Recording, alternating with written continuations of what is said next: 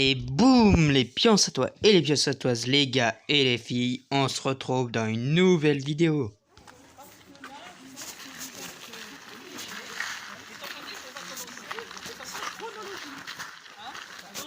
Partie médiévale du château de Pionçat, propriété privée, inventaire supplémentaire des monuments historiques et nous on fait quelques travaux bien sûr avec l'aide de la DRAC et les travaux ont lieu par tranche bien sûr. Alors on va faire un petit peu d'histoire avec tous les points d'interrogation et les zones d'ombre que cela comporte, mais on va essayer de retracer la chronologie de ce bâtiment et comment il a existé dans l'histoire au niveau de Pionçat. Bon, alors, la date de construction du château de défense, parce qu'il ne se présentait pas du tout comme ça au départ, c'était un château de défense construit par la famille Aubert, qui avait racheté les terres de Pionçat quelques années auparavant, pour se défendre contre les Anglais pendant la guerre de 100 ans. Château de défense et de plaine, parce que Pionçat n'est pas sur un éperon rocheux, donc c'est un château de plaine. Bon, pourquoi en est-on arrivé là? On va faire un petit peu d'histoire. Nous sommes en pleine guerre de 100 ans. L'Aquitaine est devenue anglaise. Il y a eu la défaite de Poitiers, le traité de Bretigny, et les Anglais occupent l'Aquitaine. L'Auvergne, par contre, appartient au Royaume de France, et Pionçat également, bien sûr. Et la limite entre l'Auvergne et l'Aquitaine passe pas très loin d'ici. Pour ceux qui connaissent un petit peu la région, on peut penser que c'est à une dizaine, quinzaine de kilomètres. C'est comme si c'était au niveau de Marcillat ou de Chambonchard. C'est à peu près ça. Voilà.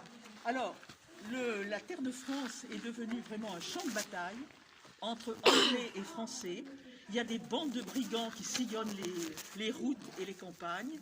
Il y a des mercenaires qui sont à la solde des Anglais. Il y a des routiers incendiaires. Le château de Montel-de-Jolat en a fait les frais. Il a été incendié par les routiers. Donc, à la suite de ça, Charles V, qui est roi de France, prend un édit comme quoi il faut fortifier ce royaume de France qui est mal défendu. 1367, l'édit de Charles V. Et en 1370-1380, la famille Aubert dit on va faire un château de défense à Pionçat. Parce qu'on est vraiment à la limite entre l'Angleterre et la France. Bon, alors ce château de défense, il ne se présentait pas du tout comme ça. C'était une bâtisse avec un corps de logis qui se prolongeait un petit peu sur les bâtiments 19e, vous voyez. Il n'y avait pas cette tour d'escalier, on en parlera un petit peu plus tard. Il y avait des toutes petites ouvertures, il n'y avait pas besoin d'éclairage. Et il y avait surtout vous remarquerez, on remarquera ça en bas, il n'y a pas de créneau. Pourquoi il n'y a pas de créneau? Parce qu'on a inventé l'artillerie et on n'a plus la défense en haut des tours avec les jets de pierre, les jets d'huile bouillante et tout ça. C'est fini tout ça. Les défenses, elles se font au sol, dans des casemates, avec des bouches à feu.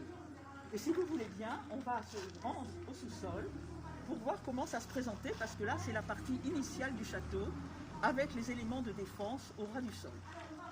Voilà. Alors on va descendre.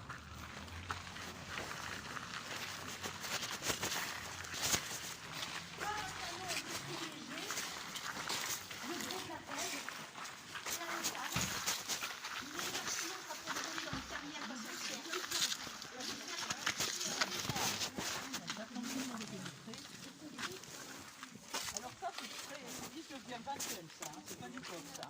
C'est pour passer, vous savez ce que c'est? C'est pour la route du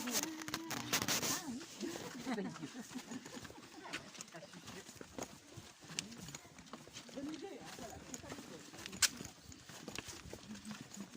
Alors, on va aller jusqu'en haut, vous voyez, là c'est l'unique tour restante de la partie médiévale du château. Donc on peut la dater 1370-1380. Et vous voyez, comme je vous ai dit tout à l'heure, il n'y a pas de créneau. Les défenses se font au sol.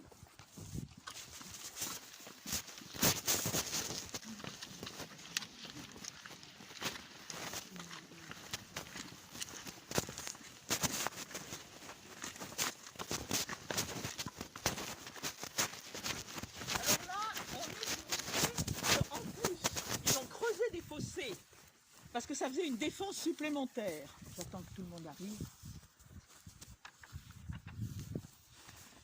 Ils ont creusé des fossés et il faut dire qu'en aval de cette construction, c'est-à-dire en amont, bien sûr, du château, ils ont construit en aval d'un étang. En amont, il y avait un étang qui avait été créé peut-être au XIIe siècle, qui a été asséché au XIXe siècle à la suite d'une épidémie. Hein, et cet étang permettait de remplir ces fossés qui devenaient des douves. Et c'était un moyen de défense supplémentaire. Voilà. Donc, tour du Midi, il y avait une autre tour qui était symétrique de l'autre côté, qui s'appelait la tour de la Chambre dorée, 14 mètres sous toiture, 21 mètres au étage. Et des murs très épais, construits avec la pierre du pays, qui était la pierre de Lapèze. Les gens qui sont d'ici doivent connaître le petit hameau de Lapèze, à côté de Gouttières, où il y avait des carrières de pierre. Et pour que les transports ne soient pas trop loin, tous les matériaux de construction étaient pris pratiquement sur place. Donc tout le château, du XIVe au XVIIe siècle, a été construit avec de la pierre de la Lapèze. Voilà. Après, vous verrez bien sûr que la partie Renaissance, ils ont rajouté certains agréments supplémentaires. On va rentrer pour vous rendre compte que c'est qu'une casemate.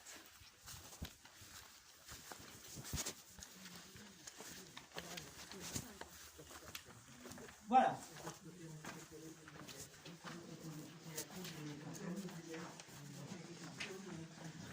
Alors on va essayer de s'habituer un petit peu à l'obscurité.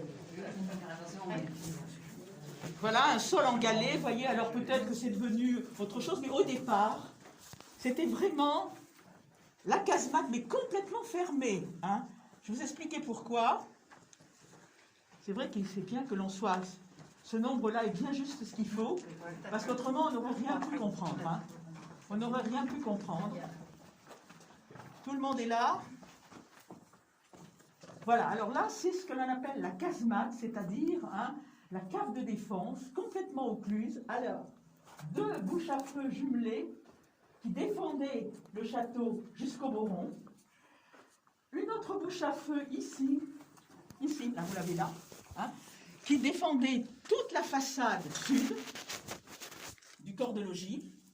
Et là, à la place de cette porte, on a ouvert une porte aux dépens d'une bouche à feu. Il y avait une bouche à feu ici. Vous voyez, à chaque bouche à feu, vous avez des pierres d'angle. Et là, nous retrouvons à la hauteur, à la même hauteur, cette pierre d'angle.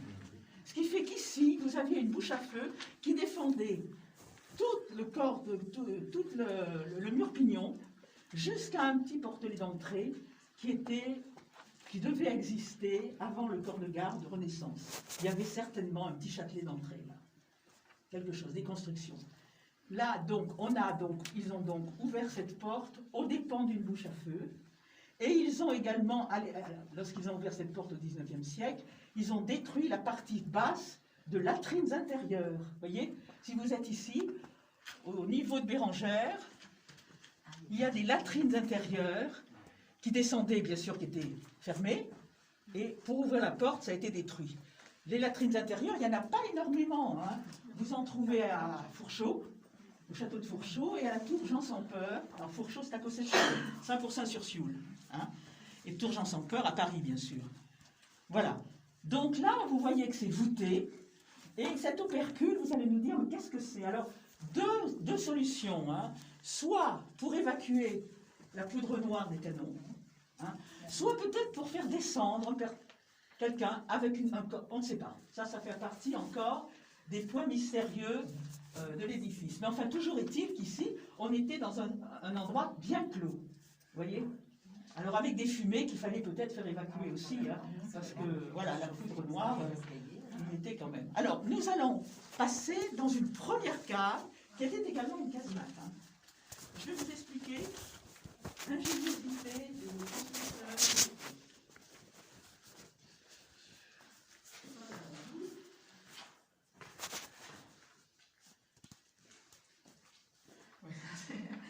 C'est en train de mourir, se fatiguer.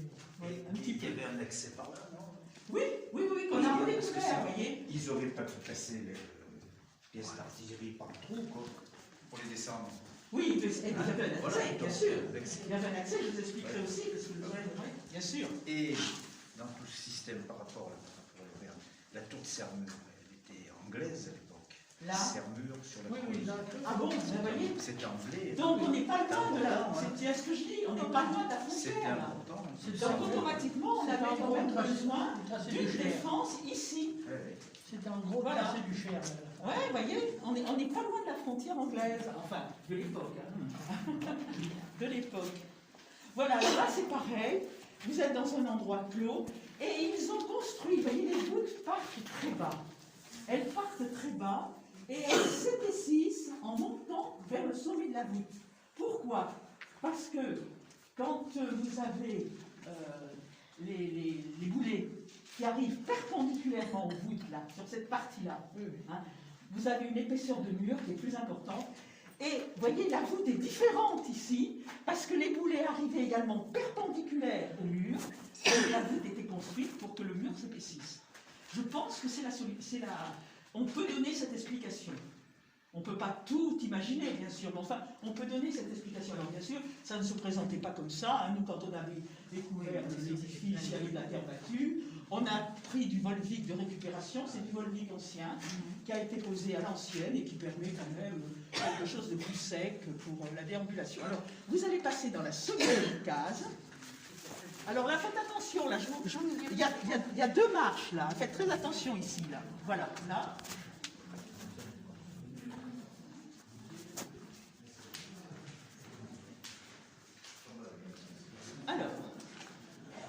Alors ici aussi, hein, casse-batte. Hein.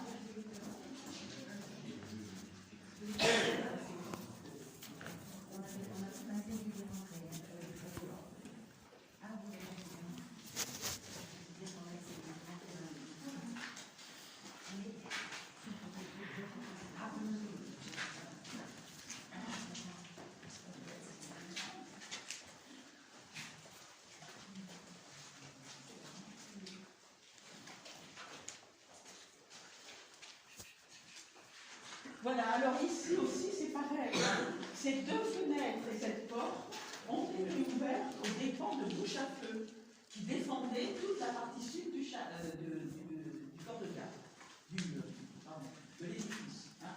Ici, vous allez me dire, il n'y a pas de bouche à feu, il y avait des sous-bourreaux, des petites ouvertures, et ça c'est certainement pour évacuer également les fumées. Hein, il fallait bien. Mais pourquoi il n'y a pas de défense de ce côté-là?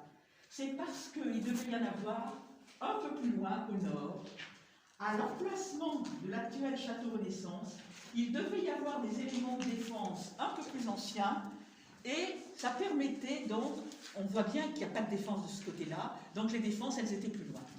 Et pourquoi aussi? Parce que là, vous vous rendez compte que ici, vous avez une ouverture qui traverse la cour et qui va rejoindre la partie Renaissance actuelle, mais qui, à l'époque, Renaissance n'était pas construit, donc c'était tous ces éléments de défense qui avaient été construits. Quelle cuisine de Renaissance? Ah non, je n'ai pas de cuisine de Renaissance. L'étude de Renaissance? Non, mais pour ouvrir la cuisine, il y a l'extérieur, c'est le cadenas. Mais de l'autre côté? Oui. Ah, mais j'ai aucune clé, moi je suis pas chez moi. Il faut ouvrir par l'intérieur. Il y a un cadenas. Non, par l'intérieur, je vais... On va y arriver. Alors, ces éléments de défense, on peut imaginer hein, qu'ils existaient depuis le haut Moyen-Âge. Ce qui fait qu'il y aurait peut-être, ça c'est les dernières découvertes qui peuvent être intéressantes, il y aurait eu au haut Moyen-Âge la puissante baronnie de Roche-d'Agou, à qui le fief de Pionçat appartenait. Donc, étant donné qu'ils avaient le fief de Pionçat et qu'il y avait la motte de Duras à côté, ils sont certainement dit on va faire construire quelque chose à Pionçat. Et on peut imaginer que ces éléments de défense sont antérieurs à la construction de ce château-là. Et ils ont été démolis, bien sûr, pour la construction du château Renaissance, sauf le presbytère, qui est l'ancien donjon. Il y avait un donjon. Le presbytère est une construction très ancienne. Elle a été bien sûr complètement remaniée au XIXe siècle, Mais c'était un donjon carré. On a retrouvé une épaisseur de mur importante. Et il y a eu une étude archéologique au mois de février qui a été demandée par la mairie. Et à côté de ce donjon, l'escalier qui existe actuellement était accolé au donjon. Vous voyez? Donc, la partie Renaissance s'est complètement appuyée sur ce donjon, sans le démolir. Voilà. Donc, vous voyez, cette caractéristique, c'est qu'on a quand même ce passage qui est très intéressant. Hein. Malheureusement, bon, au XXe siècle, on a passé des canalisations d'égouts à travers le train, ce qui fait que la jonction avec l'autre côté est difficile et il va falloir trouver une solution pour peut-être dévier un petit peu ce passage-là, mais enfin bon, ça c'est une autre affaire, c'est une autre affaire. Oui, c'est compliqué. Vous voyez, donc ce château de défense, construit à la fin du XIVe siècle, a peut-être été construit en présence d'éléments beaucoup plus anciens, 12e, 13e siècle. Mais vous savez, lorsqu'on est dans ces hauteurs-là d'ancienneté, c'est très difficile de se faire une opinion exacte. Mais on peut imaginer ceci, c'est le plus plausible. Parce qu'ils n'auraient pas fait, si vous voulez, ce passage, s'il n'y avait pas eu autre chose. Parce que, voilà. Ah ben oui, bien sûr, ils l'ont muré. Ils l'ont muré. Ils l'ont muré, mais il était ouvert. On peut l'ouvrir. Hein. Ça, je pense que ça sera. Ça arrive au niveau des cuisines? Absolument, madame. Oui. Mais nous, on essayait d'y aller dedans, mais... Ah bon, parce que vous connaissez... Ah oui. Ah oui, oui. Donc vous avez connu le passage, là, depuis le château Renaissance. Oui, on essayait, mais... On nous disait que ça allait aller, on essayait. Oh non, on ne peut pas passer... On a essayé, hein. Non, il n'y a pas de... Ah, mais eux, ils avaient Jacobin, là, qui leur donnait. Ils avaient le regard Jacobin. On n'avait pas Jacobin. Bon, écoutez, alors là, voilà, vous avez vu un petit peu les défenses à cette époque-là, hein, qui étaient donc, comme je vous ai dit, avec dans des casemates, avec de l'artillerie. Donc, si vous voulez, on va regagner maintenant la cour, parce que la guerre de Cent Ans se termine, elle est terminée, et en 1482, Jacques II de Chazeron rachète le château à Gilbert Motier IV de Lafayette, qui est un lointain parent des Aubert. Ce qui fait qu'en 1482, la guerre de Cent Ans est finie. Jacques de Chazeron, je vais vous expliquer, est un personnage important. Il côtoie le roi de France. Pour tout vous dire, le roi Charles VIII a assisté au mariage de Jacques de Chazeron avec Anne d'Amboise. Et lorsque Charles VIII a épousé Anne de Bretagne, Jacques de Chazeron assistait au mariage. Donc c'était quand même des personnages qui côtoyaient la cour de France. Voilà. Donc ils avaient une puissance financière également. Et lorsqu'il a acquis ce château, il a fait des transformations importantes pour pouvoir l'habiter. Et on va voir ce qui se passe au niveau de la cour. Moi, j'ai des photos de ce château. Plus si on est dans les temps. Ça me paraît un peu juste quand même. On est limité. Vous connaissez l'histoire, Jean-Claude? Tu as des questions à poser? Non, si je peux répondre. C'est pas sûr, hein? Voilà, tout le monde est là? Non. Non.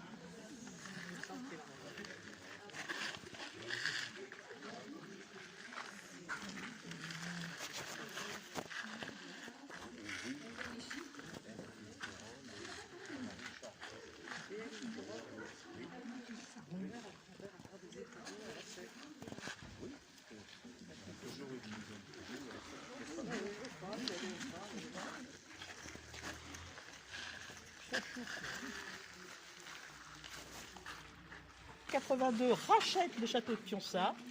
Il fait construire cette tour carrée pour abriter un escalier à vis qui va faire communiquer tous les étages de façon à ce que l'on puisse habiter le château.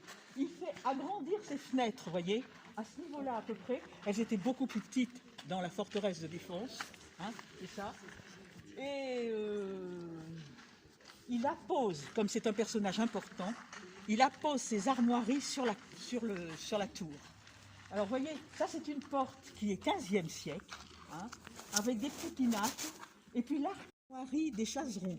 Alors, les Chaserons, là, pour ceux qui voient mal, vous avez tout à fait en bas, alors, ça a été bûché à la Révolution, 1793. Hein.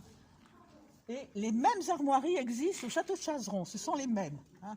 Alors vous avez donc ce sont bien les armes des Chazeron. Alors comme on ne voit pas très bien, vous avez l'écu des Chazeron qui est au fond là, vous voyez, hein. Parce que le blason des Chazeron, il est d'or au chef emmanché de 3 pointes d'azur. Hein. Au-dessus, vous avez le haume de tournoyeur avec la voilette à l'arrière. Et au-dessus, le cimier de casque avec le griffon. Vous voyez, le cou et le bec en avant et les ailes en arrière. Voilà, là je vous ai fait une photo qui est un petit peu plus parlante. Il faut qu'on se dépêche. Ce sont les armoiries des Chazeron. Et il faut poser également son blason sous les marches de l'escalier. Je viens montrer ça pour vous. Et après, on va. Toi, t'es sûr de pouvoir monter? Ah oui. Très bien.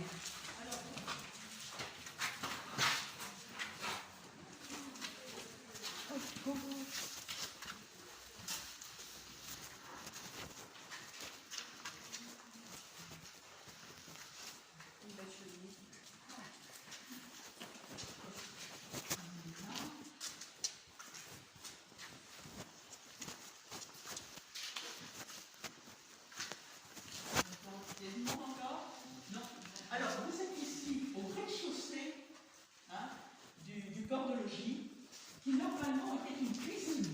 C'était la grande cuisine. Vous voyez, il y avait de la place. Hein. Donc, lorsque nous avons récupéré cette bâtisse, hein, elle appartenait à un notaire, maître Dubuis, que certaines personnes ont dû connaître. Et au XIXe siècle, il y avait une congrégation religieuse, les Sœurs du Bon Pasteur. Hein. Donc, vous voyez, ça, c'est un vitrail qui montre qu'on a un petit clin d'œil au passage de cette communauté. Donc là, lorsque nous avons acquis la bâtisse, c'était l'étude du notaire. Là, cette partie-là, ici, c'était la cuisine, c'était tout cloisonné, on ne reconnaîtrait plus rien. Et on a tout décloisonné selon un plan au sol de 1793, qui est l'unique plan que nous possédons. Donc on a essayé de retrouver tous les volumes pour retrouver un petit peu l'état initial du château. Il y avait donc une cloison qui barrait le mur du fond, et derrière cette cloison, vous aviez donc un début de corniche, un début de... Oui, et puis le premier pied là, de la cheminée que l'on a découvert derrière la cloison. Et à partir de ce pied et de ce début de linteau, on a pu reconstituer toute la cheminée. Donc, si vous voulez, elle n'est pas d'époque, mais ses proportions sont à peu près exactes. Voilà. Bien sûr, le sol était en tomètre, mais il a fallu tout reconstituer. Donc, ce sont des tomètres de récupération qui ont été posés à l'ancienne, sans joint. C'est la poussière qui fait le joint. Exactement. Oh, bah oui, alors. Donc, vous balayez, et puis finalement, c'est parfait. Avec la poussière, ça nous fait le joint. Alors ici, bien sûr, on s'en sert comme salle de concert lors des fêtes musicales du château de Pionsat. Exposition de photos. Et exposition de photos, madame, bien sûr, voilà. Alors là, vous voyez, il y avait toujours une pièce à côté, hein, dans ce genre de disposition. Alors ici, bon, c'est pareil, hein, c'est une pièce qui n'a rien d'extraordinaire. Elle est recouverte en tomètre. Elle a ses poutres d'époque. On s'en sert éventuellement comme petite salle de cocktail. Hein. C'est la fête de la musique. De tapisserie, pardon. C'est la fête de la musique. La fête de la musique. Non, la fête de la musique. C'est la fête de la mairie, c'est la fête de la mairie. Ah oui, Oui, la fête, c'est la fête de la mairie. oui. Alors là, voilà, je vois qu'il y a des personnes qui regardent. C'est ce qu'il existait, c'est le sol du premier étage du château. C'est un sol d'époque, c'est un sol qui a été refait au XVIIe siècle, parce qu'il y avait une grande salle, de l'autre côté, là, il y avait une grande salle seigneuriale qui montait jusqu'au premier étage. Et il y avait ce sol, donc c'est un parquet chantilly, une feuille, c'est une feuille à 9 carrés. Elle est particulière parce qu'on en trouve uniquement en Auvergne. D'habitude, les feuilles de parquet chantilly sont à 16, 4 x 4. Là, elle est à 9 carrés. Hein. Et je vous ai mis au pied de cette feuille des tomettes en trèfle qui ont été fabriquées par l'actuelle tuilerie seigneuriale du pont de la Vara. Parce que c'est pareil, ils prenaient les tuiles à côté, comme ils ont fait pour la pierre de la Pèse, et le château Renaissance est servi également de la tuilerie de la Vara pour faire tous ces arts-plombs tuilerie seigneuriale au pont de la Vara. Et vous voyez, ça, c'est répertorié. Hein. Celles-ci, elles sont répertoriées, c'est-à-dire qu'elles sont vraiment, on ne les trouve qu'en Auvergne, à Pionçard. Elles ont été faites uniquement. Et vous les retrouverez dans les combles, puisqu'elles pavent la tour ronde au niveau des combles. Et vous voyez, c'était des toutes petites, alors vous voyez, voilà comment ça se présentait, des toutes petites tomettes, avec les bords biaisés, qui permettaient de ne pas faire de joint. Vous voyez, c'est formidable. Regardez la qualité de Ça ces... fait comme un puzzle. Ah oui, formidable. Ah peut-être. Ah oui, oui, les hauteurs sont bonnes, bien sûr. Oui, oui. Mais j'en ai même des plus épaisses. J'en ai même des plus épaisses. Bon. Une glaise locale qui pouvait La tuilerie, la tuilerie,